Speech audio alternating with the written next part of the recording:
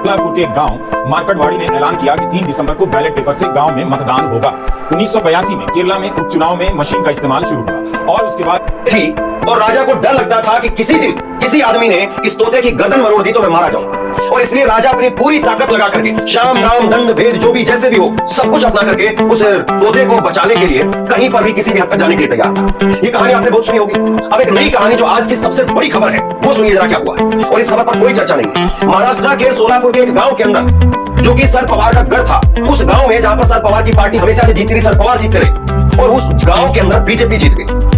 स्वागत है आप सभी का एक और एपिसोड में। मैं सईद खान और आप देख रहे हैं हकीकत इंडियन टीवी। शुरू से ही ईवीएम की विश्वसनीयता पे सवाल उठते रहे हैं और इस बार ये खबर है महाराष्ट्र के एक गांव से। गांव वालों का कहना है कि हमने जिसे वोट दिए उसको उतने वोट नहीं मिले, लिहाजा महाराष्ट्र के एक गांव में ईवीएम की साख पर बट्टा लगाए।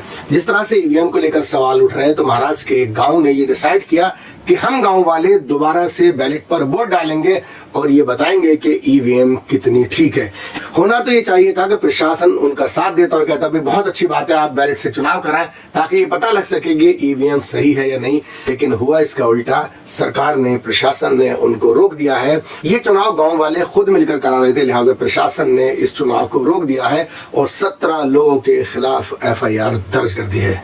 इनका गुनाह ये था कि ये देखना चाह रहे थे गांव वाले कि हमने जितने वोट जिसको दिए उस तक क्यों नहीं पहुंचे।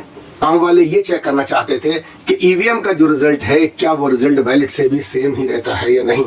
लिहाजा प्रशासन ने उनको ऐसा करने से रोक दिया है। गांव वालों का आरोप है कि विधानसभा चुनाव में उन्होंने एनसीपी यानी कि शरद पवार की पार्टी के उम्मीदवार उत्तम राव शिवदास जानकर को मतदान किया, लेकिन विधानसभा नतीजों में इस गांव के पोलिंग बूथ पर बीजेपी के उम्मीदवार राम सातपुते को ज्यादा वोट मिले। लेकिन जब रिजल्ट आया तो गांव वाले हैरान रह गए, क्योंकि बीजेपी को 1303 वोट और एनसीपी को 843 वोट मिले। गांव वालों का कहना है कि हमने शरद पवार की पार्टी को, एनसीपी को वोट दिया था, ना कि बीजेपी को। पहले चाहते थे कि इसका दोबारा से वेरिफिकेशन हो सके, इसको दोबारा से चेक किया जाए और एक बार गांव में बैलेट से भी चुनाव कराया जाए। गांव वालों को कहना है कि 2014 से अब तक उत्तम राव जानकर को ही लीड मिलती रही, क्योंकि लिहाजा गांव वालों ने दोबारा से बैलेट पर चुनाव कराने का कार्यक्रम बनाया। स्थानीय प्रशासन ने गांव वालों से कहा कि मतदान कराने का काम चुनाव आयोग का है।